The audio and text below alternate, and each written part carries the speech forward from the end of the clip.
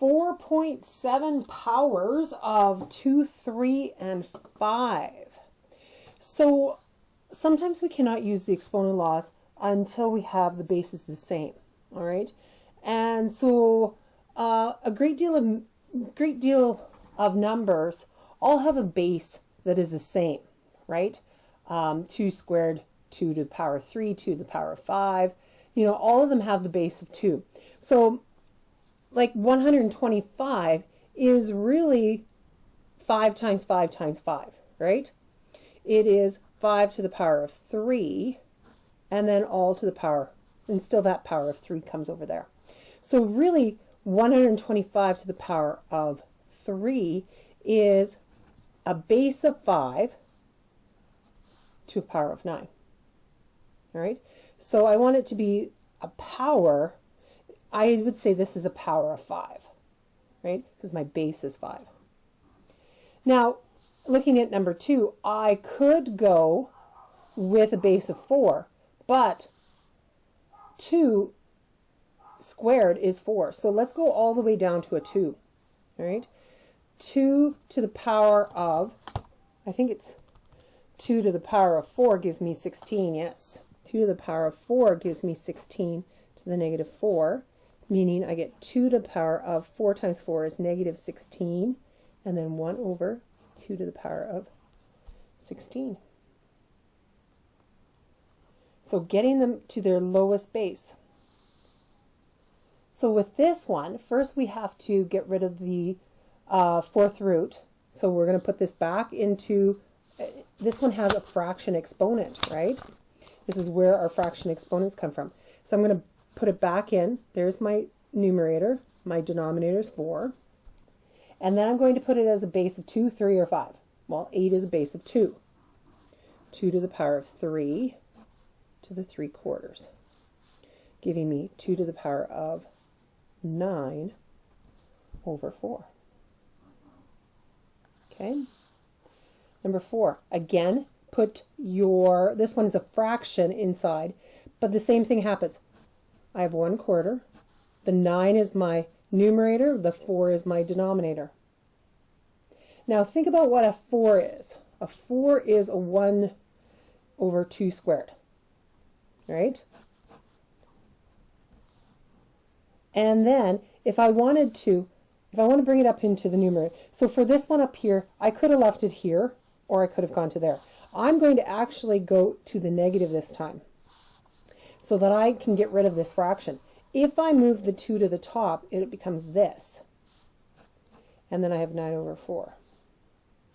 That gives me 2 to the negative 18 over 4. And if I reduce that, that gives me 2 to the negative 9 over 2. And then I can leave it like that. So this one is perfectly acceptable right there when we're writing bases. This one, I want to multiply, so that means I'm going to add my exponents, but my bases aren't the same, but I could make them the same, and so that I could add them. 8 is 2 to the power of 3 to the 2/5 times by. This one is fine the way it is. And 4 is 2 squared to the negative 1/4.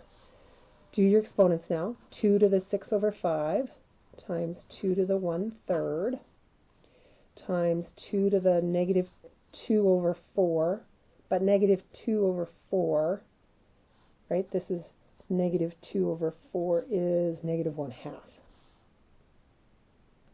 So now I can go 6/5 plus 1/3 plus a negative 1/2. And so I'm going to do the math over here. I need to get them to be a base of 30, right? 3 and times 5 is 15 times 2 gives me 30. So I'm going to times this one by 6, so 36. This one by 10, and this one by 15. So 36 plus 10 minus the 15 gives me a 31 over 30. So I get a 2 to the 31 over 30. Okay? And then the last one here, I'm going to get them to be a base of 5, and then I'm going to want to subtract my exponents. So I'm going to leave my numerator alone, but I'm going to go 5 squared to the negative 1/3. And that's going to give me 5 to the 3/4 on top, and 5 to the negative 2/3 right there. So that means that I'm going to go 5 to the 3/4 minus a negative 2/3. So I will be adding this, right? So here's my work for there. 3/4 plus 2/3.